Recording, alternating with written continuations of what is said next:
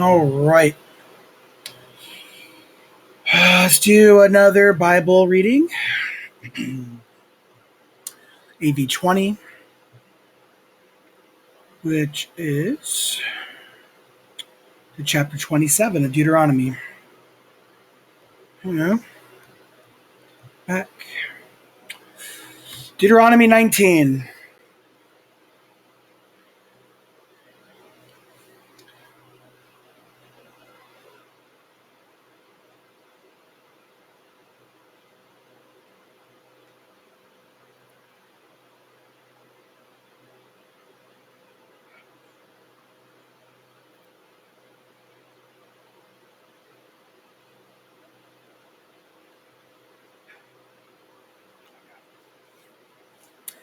When Jehovah your God destroys the nations whose land Jehovah your God is giving you, and you have dispossessed them and have settled in their cities and their houses, you should set apart 3 cities in the midst of your lands that Jehovah your God is giving you to possess.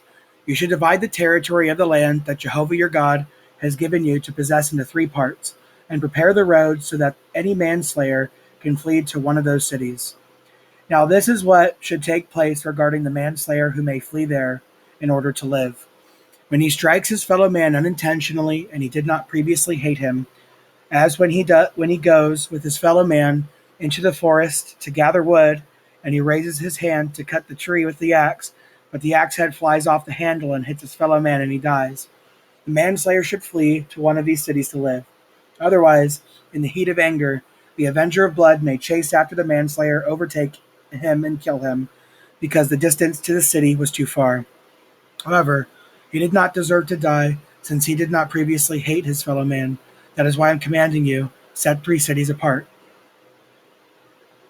If Jehovah your God enlarges your territory as he swore to your forefathers, and he has given you all the land that he promised to give to your forefathers, provided you faithfully observe all his commandments that I am giving you today, to love Jehovah your God and always to walk in his ways, then you are to add to 3 other cities to these 3. This way, no innocent blood will be spilled in your land that Jehovah your God is giving you as an inheritance, and no blood guilt will come upon you. But if a man hated his fellow man, and he was waiting to attack him, and he fatally wounded him, and he died, and the man has fled to one of these cities, the elders of his city should then summon him from there and deliver him into the hand of the avenger of blood, and he must die. You should not feel sorry for him, and you must remove the guilt of innocent blood out of Israel, and that so that it may go well for you. When you receive your inheritance in the land that Jehovah your God is giving you to possess, you must not move your neighbor's boundary marker from the place where the ancestors set the boundaries. No single witness may convict another for any error or any sin that he may commit. On the territory of 2 witnesses, or on the testimony of 2 witnesses, or on the testimony of 3 witnesses, the matter should be established.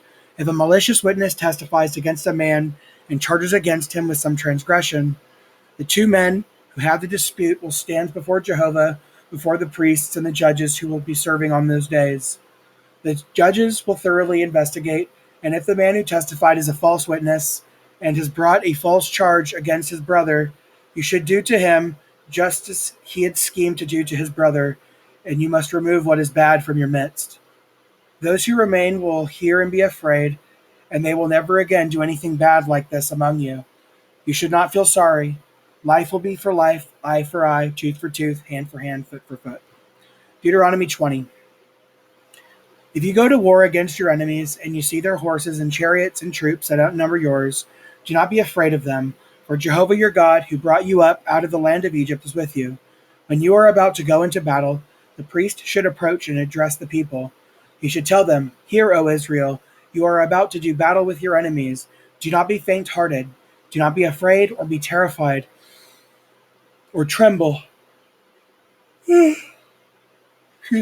because of them. For Jehovah your God is marching with you to fight for you against your enemies and to save you." The officers too should tell the people who has built a new house and who has not inaugurated it. Let him return to his house, otherwise he may die in the battle, and another man may inaugurate it.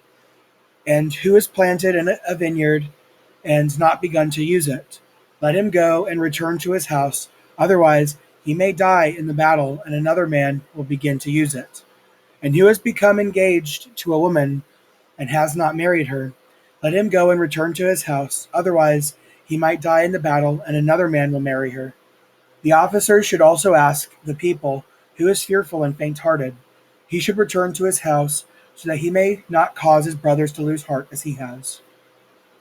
When the officers have finished speaking to the people, they should appoint chiefs of the armies to lead the people. If you approach a city to fight against it, you should also announce to it terms of peace. If it gives a peaceful answer to you and opens up to you, all the people found there will become yours for forced labor, and they will serve you. But if it refuses to make peace with you and instead goes to war with you, you should besiege it. And Jehovah your God will certainly give it into your hand, and you must strike down every male in it with the sword. However, the women, the children, the livestock, and everything that is in the city, all its spoil, you may plunder for yourself, and you will eat the spoil of your enemies, which Jehovah your God has given to you.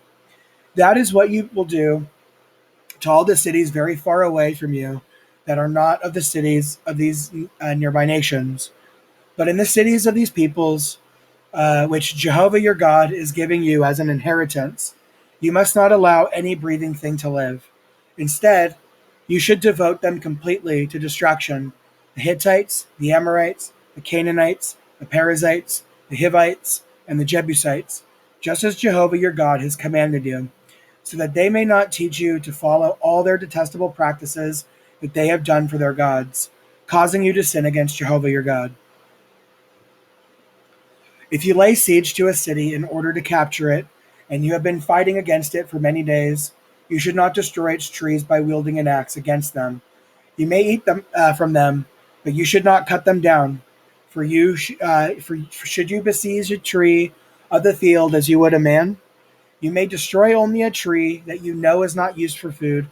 You may cut it down and build siege works against the city that is making war against you until it falls.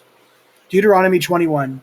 If someone is found slain in a field of the land that Jehovah your God is giving you to possess, and it is not known who killed him, your elders and judges should go out and measure the distance from the dead body to the cities that surround it. Then the elders of the city nearest to the body should take from a herd a young cow that has never been put to work, that has never pulled in a yoke, and the elders of that city should lead the young cow down to a valley running with water where no tilling or sowing of seed has been done, and they should break the neck of the young cow there in the valley. And the priests, the Levites, will approach because Jehovah your God has chosen them to minister to him, to pronounce blessings in the name of Jehovah. They will declare how every dispute involving violence should be resolved. Then all the elders of the city who are nearest up to the dead body should wash their hands over the young cow whose neck was broken in the valley, and they should declare, "Our hands did not shed this blood, nor did our eyes see it shed. Do not hold this grudge against your people Israel, whom you redeemed, O Jehovah, and do not let guilt for innocent blood remain among your people Israel. Then the blood guilt will not be held against them. In this way, you will remove the guilt of innocent blood from your midst by doing what is right in Jehovah's eyes. If you go to war against your enemies, and Jehovah your God defeats them for you, and you take them captive, and you see among the captives a beautiful woman, and you are attracted to her, and you want to take her as your wife, you may bring her into your house. She should then shave her head, attend to her nails, and remove the clothing of her captivity, and dwell in your house. She will weep for her father and her mother a whole month, and afterward you may have relations with her. You will become her husband, and she will become your wife. But if you are not pleased with her, you should then let her go, wherever she wishes. But you may not sell her for money or treat her harshly, since you have humiliated her. If a man has two wives, and she loves one more than the other, and both have borne sons to him, and the firstborn son belongs to the unloved one, on the day that he gives his inheritance to his sons, he will not be allowed to treat the son of the loved one as his firstborn at the expense of the son of the unloved one, the firstborn. He should recognize as the firstborn the unloved one's son, giving him the double portion of everything he has. For that one is the beginning of his procreative power. The right of the firstborn's position belongs to him. If a man has a son who is stubborn and rebellious, and he does not obey his father or his mother, and they have tried to correct him, but he refuses to listen to them, his father and his mother should take hold of him and bring him out to the elders at the gate of the city, and say to the elders of his city, "This son of ours is stubborn and rebellious, and he refuses to obey us. He is a glutton and a drunkard." Then all the men of the city must stone him to death.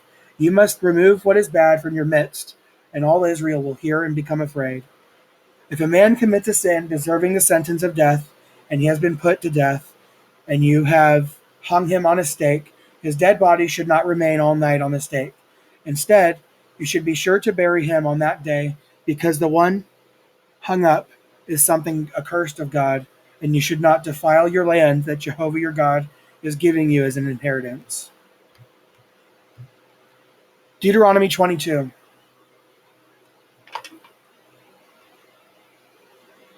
All right, one sec.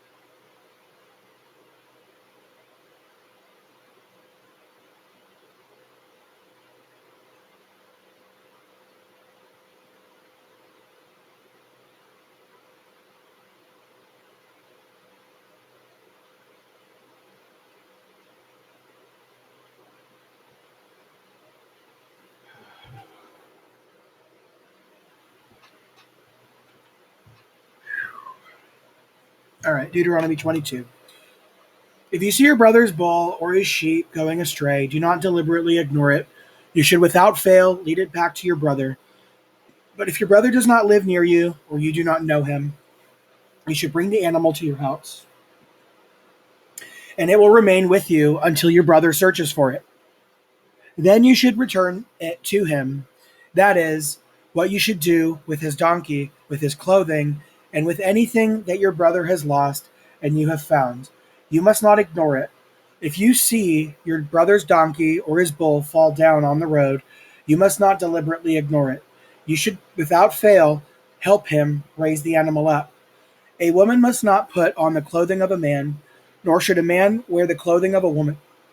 For anyone doing so is detestable to Jehovah your God. If you happen upon a bird's nest along the road with young ones or eggs, whether in a tree or on the ground, and the mother is sitting on the young ones or the eggs, you must not take the mother together with her young. Be sure to send the mother away, but you may take the young for yourself. Do this so that it may go well with you and you may live long. If you build a new house, you must also make a parapet for your roof, so that you may not bring blood guilt on your house because of someone falling from it. You must not sow your vineyard with two sorts of seed, otherwise everything produced from the seed will sow as well as the product of the vineyard will be forfeited to the sanctuary. You must not plow with a bull and a donkey together. You must not wear clothing made of wool and linen mixed together. You should make tassels on the four corners of the clothing you wear. If a man takes a wife and has relations with her, but then comes to hate her, and he accuses her of misconduct and gives her a bad name by saying, "I have taken this woman, but when I had relations with her, I did not find evidence that she was a virgin." The father and mother of the girl should produce the evidence of the girl's virginity for the elders at the gate of the city. The girl's father must say to the elders, I gave my daughter to this man as a wife, but he hates her, and is accusing her of misconduct by saying, I have found out that your daughter does not have evidence of virginity. Now this is the evidence of my daughter's virginity. They will then spread out the cloth before the elders of the city. The city elders will take the man and discipline him. They will fine him 100 silver shekels and give them to the girl's father, because the man defamed a virgin of Israel, and she will continue to be his wife. He will not be allowed to divorce her as long as he lives. If, though, the accusation is true, and there is no evidence that the girl was a virgin, they should bring the girl out to the entrance of her father's house, and the men of her city should stone her to death, because she has committed a disgraceful act in Israel by committing sexual immorality in the house of her father. So you must remove what is bad from your midst. If a man is found lying down with a woman who is the wife of another man, both of them must die together, the man who laid down with the woman as well as the woman. You must remove what is bad out of Israel. If a virgin is engaged to a man, and another man happens to meet her in the city and lies down with her, you should bring them both out to the gate of that city and stone them to death. The girl, because she did not scream in the city, and the man, because he humiliated the wife of his fellow man. So you must remove what is evil from your midst. If, however, the man happened to meet the engaged girl in the field, and the man overpowered her and lay down with her, the man who lay down with her is to die by himself, and you must do nothing to the girl. The girl has not committed a sin deserving of death. The case is the same as when a man attacks his fellow man and murders him, for he happened to meet her in the field, and the engaged girl screamed, but there was no one to rescue her. If a man happens to meet a virgin girl who is not engaged, and he seizes her and lies down with her, and they are discovered, the man who laid down with her must give the girl's father 50 shekels, and she will become his wife. Because he humiliated her, he will not be allowed to divorce her as long as he lives. No man should take his father's wife, so that he may not dishonor his father.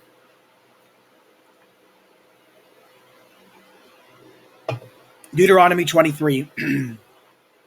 No man who has been castrated by having his testicles crushed, or who has had his male organ cut off, may come into the congregation of Jehovah. No illegitimate son may come into the congregation of Jehovah.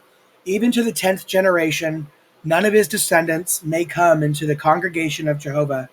No Ammonite or Moabite may come into the congregation of Jehovah. Even to the 10th generation, none of their descendants may ever come into the congregation of Jehovah, because they did not come to your aid with food and water when they were on the way out of Egypt, and because they hired against you Balaam, the son of Beor, from Pethor of Mesopotamia, to curse you. But Jehovah your God refused to listen to Balaam. Rather, Jehovah your God changed the curse into a blessing for you, because Jehovah your God loved you. You should never seek their welfare or their prosperity all your days. You must not hate an Edomite, for he is your brother. You must not hate an Egyptian, for you became a foreign resident in his country. The third generation of children born to them may enter the congregation of Jehovah.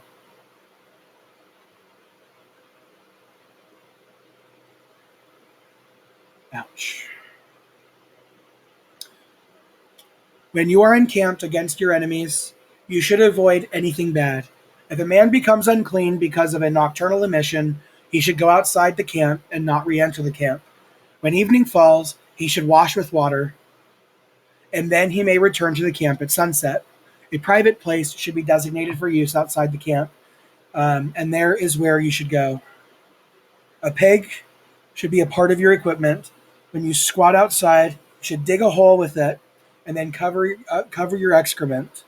For Jehovah your God is walking about within your camp to deliver you and to hand over your enemies to you. And your camp must be holy, so that he does not see anything indecent in you and turn away from accompanying you. You should not hand over a slave to his master when he escapes from his master and comes to you. He may dwell among you in whatever place he chooses in one of your cities, wherever he likes. You must not mistreat him. None of the daughters of Israel may become a temple prostitute. Neither may anyone of the sons of Israel become a temple prostitute. You must not bring the price paid to a female prostitute or the price paid to a male prostitute into the house of Jehovah your God to fulfill a vow, for both of them are something detestable to Jehovah your God. You must not make your brother pay interest, whether interest on money or food, or on anything on which interest may be charged. You may make a foreigner pay interest, but you must not make your brother pay interest, so that Jehovah your God may bless you in every undertaking of yours in the land you are going to take possession of. If you make a vow to Jehovah your God, do not be slow about paying it, for Jehovah your God will surely require it of you. Otherwise, it will be a sin on your part. But if you refrain from making a vow, you will not be guilty of sin. The word of your lips you should keep, and you must carry out what your own mouth vowed as a voluntary offering to Jehovah your God. If you enter your neighbor's vineyard, you may eat enough grapes to satisfy your appetite, but you should not put any in your container. If you go into your neighbor's field of standing grain, you may pluck the ripe ears with your hand, but should not put a sickle into your neighbor's grain. Deuteronomy 24. If a man marries a woman, but she does not please him because he found something indecent about her, he must write out a certificate of divorce for her, hand it to her, and dismiss her from his house. After she leaves his house, she may go and become another man's wife. If the second man hates her and writes out a certificate of divorce for her, hands it to her, and dismisses her from his house, or if the second man who married her should die, her first husband who dismissed her will not be allowed to take her back again as his wife after she has been defiled, for that is something detestable to Jehovah. You must not bring sin into the land that Jehovah, your God, is giving you as an inheritance. When a man is newly married, he should not serve in the army or be given any other duties. He should remain exempt for 1 year and stay at home and bring joy to his wife. No one should seize a hand mill or its upper millstone as security for a loan, for that would be taking someone's livelihood as security.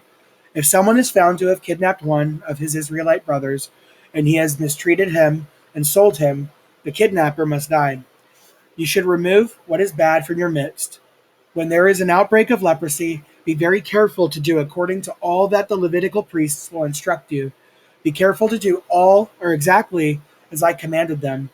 Remember what Jehovah your God did to Miriam on the way when you were coming out of Egypt. If you make any sort of loan to your neighbor, you must not enter into his house to seize from him what he has offered as security. You should stand outside, and the man who received the loan should bring outside to you what he is giving as security. And if the man is in need, you should not go to bed with what he gave as security still in your possession. You should by all means return to him what he has given as security as soon as the sun sets, and he will go to bed with his garment, and he will bless you, and it will mean righteousness for you before Jehovah your God. You must not defraud a hired worker who is in need and poor, whether one of your brothers or as a foreign resident in your land within your cities. You should give him his wages that very day before the sun sets, because he is in need and his life depends on his wages. Otherwise, he will cry out to Jehovah against you, and you will be guilty of sin. Fathers should not be put to death for what their children do, and children should not be put to death for what their fathers do. A person should be put to death only for his own sin. You must not pervert the judgment of the foreign resident or of the fatherless child, and you must not seize the garment of a widow as security for a loan. Remember that you became a slave in Egypt, and Jehovah your God redeemed you from there. That is why I am commanding you to do this. When you reap your harvest from your field, and you have forgotten a sheaf in the field, do not go back to get it. It should be left for the foreign resident, the fatherless child, and the widow, so that Jehovah your God may bless you in all that you do. When you beat your olive tree, you should not repeat the procedure on its branches. What is left should remain for the foreign resident, the fatherless child, and the widow. When you gather the grapes of your vineyard, you must not return to gather the leftovers. They should be left for the foreign resident, the fatherless child, and the widow.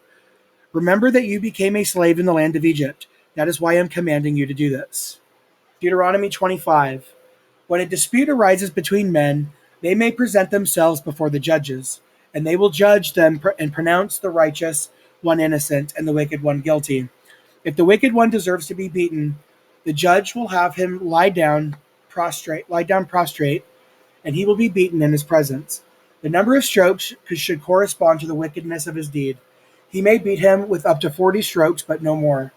If he would continue beating him with more strokes than this, your brother would be disgraced before your eyes. You must not muzzle a bull when it is threshing out grain. Your brothers dwell together, and one of them dies without having a son. The wife of the dead one should not marry someone from outside the family. Her brother-in-law should go to her, take her as a wife, and perform brother-in-law marriage with her. The firstborn whom she will bear will carry on the name of his dead brother, so that his name may not be wiped out of Israel. Now, if the man does not want to marry his brother's widow should then go on to the elders of the city gate and say, "My husband's brother has refused to preserve his brother's name in Israel. He has not consented to perform brother-in-law marriage with me." The elders of his city must call him and speak to him. Should he insist and say, "I do not want to marry her," then his brother's widow should approach him before the elders, remove his sandal from his foot, spit in his face, and say, "That is what should be done to the man who will not build up his brother's household." After that, his family name in Israel will be known as the house of the one who had his sandal removed.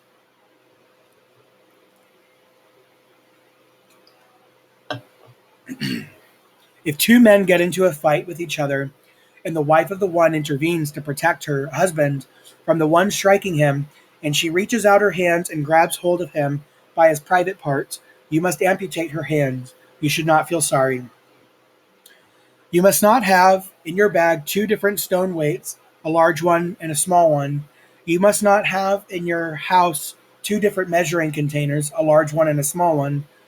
You should keep an accurate and honest weight and an accurate and honest measure, so that you will live long in the land that Jehovah your God is giving you. For every unjust person who does such things is detestable to Jehovah your God. Remember what Amalek did to you on the way as you were coming out of Egypt. How he met you along the way and attacked all those straggling behind you when you were exhausted and weary. He did not fear God. When Jehovah your God has given to you rest from all your enemies around you in the land that Jehovah your God is giving you as an inheritance to possess, you should wipe out the mention of Amalek from under the heavens. You must not forget. Deuteronomy 26. When eventually you enter into the land that Jehovah your God is giving you as an inheritance, and you have taken possession of it and are dwelling in it, you are to take some of the first fruits of all the produce of the ground, which you will gather from your land that Jehovah your God is giving you, and put them in a basket and go to the place that Jehovah your God chooses to have his name reside. You must go to the priest who will be serving in those days and say to him, "Today I am reporting to Jehovah your God that I have come into the land of Jehovah that swore to our forefathers to give to us." The priest will then take the basket out of your hand and deposit it before the altar of Jehovah your God. Then you are to declare before Jehovah your God, "My father was a wandering Aramaean, and he went down to Egypt and resided there as a foreigner, with a few in his household. But there he became a great nation, mighty and numerous, and the Egyptians mistreated and oppressed us and imposed harsh slavery on us. So we began to cry out to Jehovah, the God of our forefathers, and Jehovah heard our voice and looked upon our affliction and our trouble and our oppression. Finally, Jehovah brought us out of Egypt into a mighty hand and an outstretched arm, and with terrifying deeds and with signs and miracles. Then he brought us to this place and gave us this land, a land flowing with milk and honey. Now I have brought the first fruits of the produce of the ground that Jehovah has given me. You must deposit it before Jehovah your God and bow down before Jehovah your God. You will then rejoice over all the good that Jehovah your God has given you in your household, you and the Levite and the foreign resident who is among you. When you finish tithing the entire tenth of your produce in the third year, the year of the 10th, you will give it to the Levite, the foreign resident, the fatherless child, and the widow, and they will eat their fill within your cities. You will then say before Jehovah, "I have cleared the holy portion out of my house and given it to the Levite, the foreign resident, the fatherless child, and the widow, just as you have commanded me. I have not violated or neglected your commandments. I have not eaten of it while mourning, or removed any of it while unclean, or given any of it for the dead. I have obeyed the voice of Jehovah my God, and have done all that you have commanded me. Now look down from your holy dwelling, the heavens, and bless your people Israel and the land that you have given us, just as you swore to our forefathers, the land flowing with milk and honey. This day, Jehovah your God is commanding you to carry out these regulations and judicial decisions. You must observe them and carry them out with all your heart and all your soul. Today you have obtained Jehovah's declaration that he will become your God as you walk in his ways and observe his regulations, his commandments, and his judicial decisions, and as you listen to his voice. And today Jehovah has obtained your declaration that you will become his people, his special property, just as he has promised you, and that you will observe all his commandments, and that he will put you high above all the other nations that he has made, giving you praise and fame and glory as you prove yourself a people holy to Jehovah your God, just as he has promised. Deuteronomy 27.